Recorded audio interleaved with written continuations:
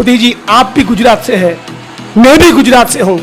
आप भी समझ लीजिए, जैसा कि मेरे साथी ने कहा, फ्लावर नहीं फायर है, झुकेगा नहीं।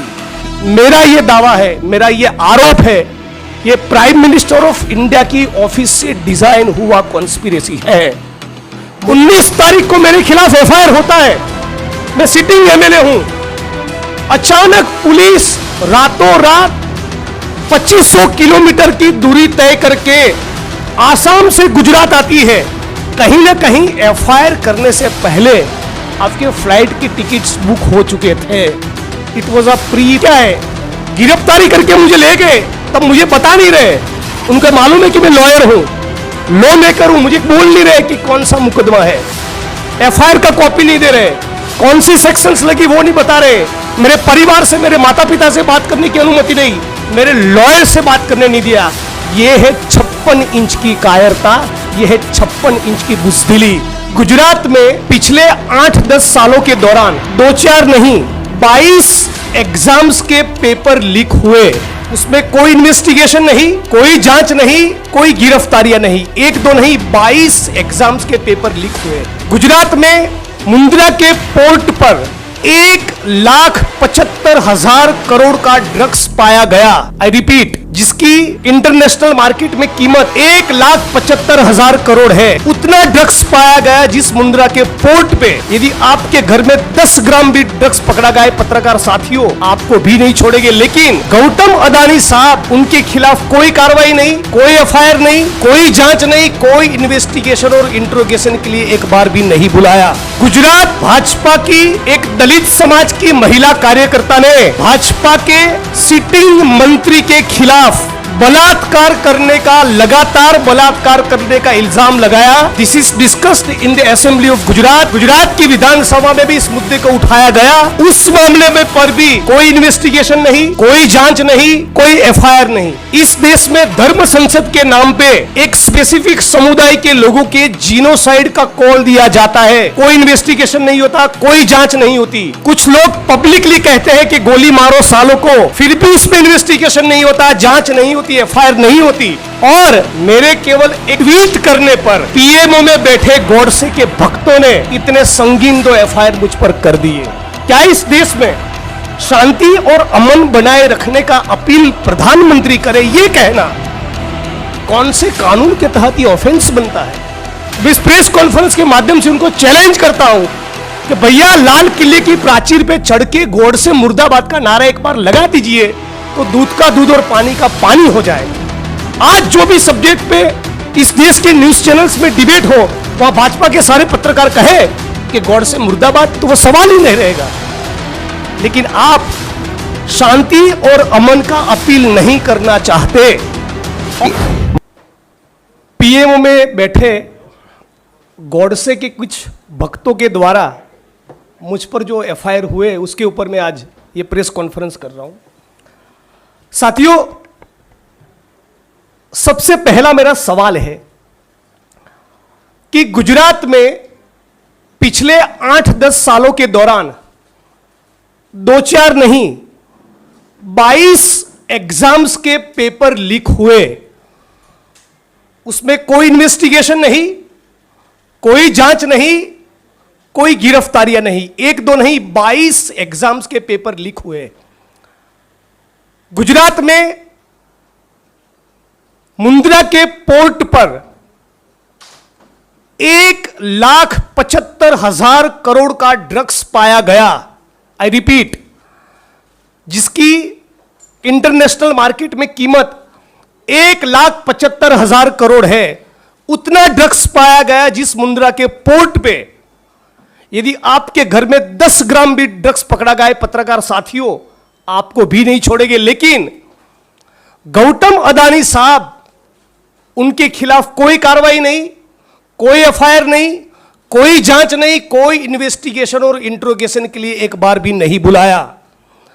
गुजरात भाजपा की एक दलित समाज की महिला कार्यकर्ता ने भाजपा के सिटिंग मंत्री के खिलाफ बलात्कार करने का, लगातार बलात्कार करने का इल्जाम लगाया।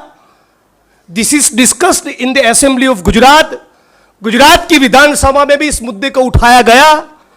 उस मामले में पर भी कोई इन्वेस्टिगेशन नहीं, कोई जांच नहीं, कोई एफआईआर नहीं। इस देश में धर्म संसद के नाम पे एक स्पेसिफिक समुदाय के लोगों के जीनोसाइड का कॉल दिया जाता है, कोई इन्वेस्टिगेशन नहीं होता, कोई जांच नहीं होती। कुछ लोग पब्लिकली कहते हैं कि गोली मारो सालों को, फिर भी उसमें इन्वेस्टिगेशन नहीं होता, जांच नहीं होती, एफआईआर नहीं होती। और मेरे केवल एक ट्वीट करने पर पीएमओ में बैठे गॉडसे के भक्तों ने इतने संगीन 2 एफआईआर मुझ पर कर दिए। What does it show? ये क्या दिखाता है? गुजरात की सरकार, प्रधानमंत्री और देश की मोदी सरकार की मंशा क्या है, उनका इंटेंशन क्या है, उनकी प्रायोरिटी क्या है। 1,75,000 करोड़ का ड्रग्स पकड़ा जा रहा है, उसमें आप किसी की जांच नहीं करना चाहते। एक दलित महिला भाजपा के मंत्री के खिलाफ बलात्कार का इल्जाम लगाती है, आप उसमें कोई जांच नहीं करना चाहते। एक तो नहीं, 22 एग्जाम्स के पेपर लीक होते हैं, आप उसमें कोई जांच नहीं करना चाहते। लेकिन मैंने केवल एक ट्वीट कर दिया, और ट्वीट का कंटेंट क्या है? मैंने केवल यही कहा कि गुजरात के हिम्मतनगर, खंभात और वेरावल, इन 3 जगह पर जहां पर कम्युनल टेंशन हुआ है, कम्युनल क्लैशेस हुए हैं, तो चूंकि जब प्रधानमंत्री गुजरात से है और वो गुजरात के दौरे पर है, गुजरात आने वाले हैं, तो मैं उनको विनती करता हूं कि महात्मा का मंदिर बनाने वाले प्रधानमंत्री मोदी साहब, इस कम्युनल इश्यूज को देखते हुए आप जब गुजरात आ रहे हैं तो प्लीज शांति और अमन बनाए रखने का अपील करें। मैंने उनको यही अपील किया है कि आप गुजरात की जनता को कहें कि दंगा फसाद ना हो, पीस और हार्मनी मेंटेन करिए। क्या इस देश में शांति और अमन बनाए रखने का अपील प्रधानमंत्री करे? ये कहना कौन से कानून के तहत ये ऑफेंस बनता है? और यदि उनको तकलीफ, मिर्ची इस बात से लगी कि मैंने ये कहा कि गॉडसे के भक्त है, तो मैं इस प्रेस कॉन्फ्रेंस के माध्यम से उनको चैलेंज करता हूं कि भैया लाल किले की प्राचीर पे चढ़ के गॉडसे मुर्दाबाद का नारा एक बार लगा दीजिए, तो दूध का दूध और पानी का पानी हो जाए। आज जो भी सब्जेक्ट पे इस देश के न्यूज चैनल्स में डिबेट हो, वहां भाजपा के सारे पत्रकार कहे कि गॉडसे मुर्दाबाद, तो वो सवाल ही नहीं रहेगा। लेकिन आप शांति और अमन का अपील नहीं करना चाहते, और 19 तारीख को मेरे खिलाफ एफआईआर होता है, मैं सिटिंग एमएलए हूं।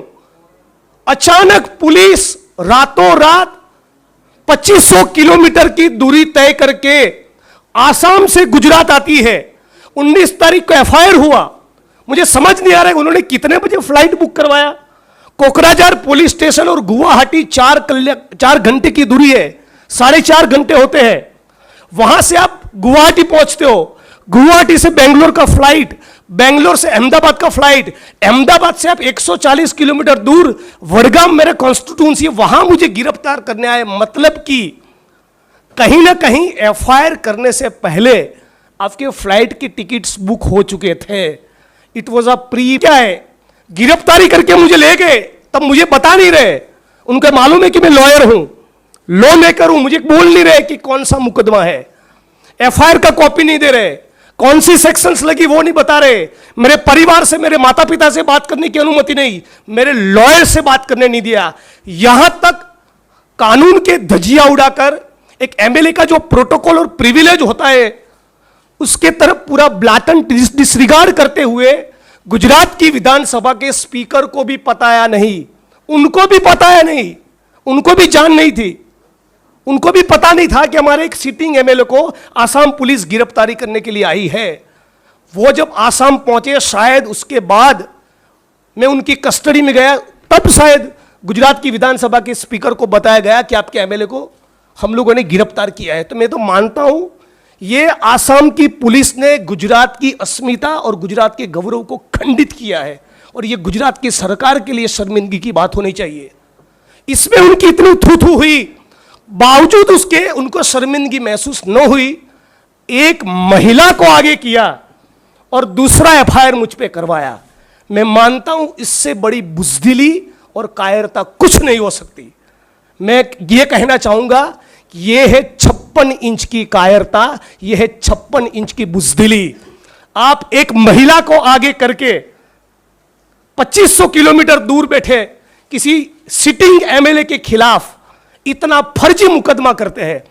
ये असम पुलिस क्या कह रही है, क्या कर रही है, किसके इशारों पर कर रही है, किसके कहने पर कर रही है? जुडिशरी ने यहां तक कहा कि आपकी कस्टडी में कोई अक्यूज्ड है और आपको सब कुछ दूध का दूध और पानी का पानी करना है तो आप अपने बदन पे सीसीटीवी कैमरा लगाइए। इस प्रकार का कमेंट असम की जुडिशरी को करना पड़ा। इससे ज्यादा शर्मिंदगी की बात क्या हो सकती है कि आप एक महिला का इस्तेमाल एक सिटिंग एमएलए को बदनाम करने के लिए कर रहे, और इतना स्ट्रॉन्ग ऑब्जर्वेशंस होने के बावजूद भी एक बार भी असम की सरकार को शर्मिंदगी महसूस नहीं हुई।